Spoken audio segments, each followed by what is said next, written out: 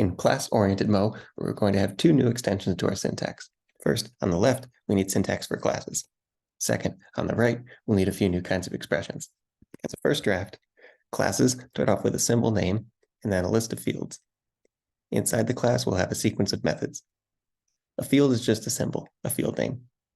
A method has a symbol, a method name, then open paren arg close paren to bind the single argument that the method takes, and finally an expression for the method body. Over on the expression side, we add a new expression to create an instance of a class, and we have syntax down below for a static method call, or a static send. The case up above is our regular dynamic send, an expression with a symbol for the method name, and then an argument. For a static call, we have an expression with a symbol, and that symbol is the name of the class where the method should come from. Then we have a dot, just like in dynamic send, a symbol for the method name, and an argument expression. Here's one example for a posin class.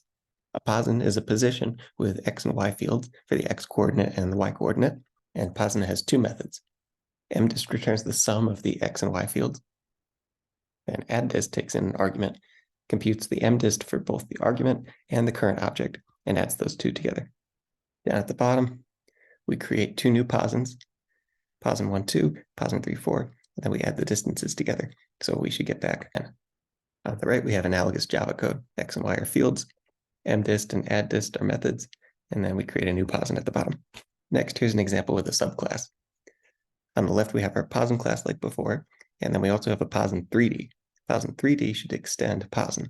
Right now, we don't have syntax for posin 3D to extend posin directly, so it looks a little different than the Java code on the right, where we can say class posin 3D extends posin, but we do get the same benefit of static method calls on the left. Here we could say this, at class type posin, we want to look up exactly the mdist method from a posin, and down below in addDist, we have another static call to get the addDist method from a posin. These static calls on the left correspond to the super calls on the right.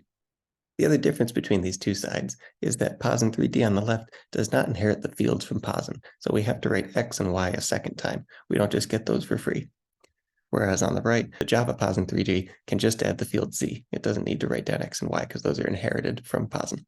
We'll fix those two issues in a minute, but for now, let's implement classes with the syntax that we have at the top here.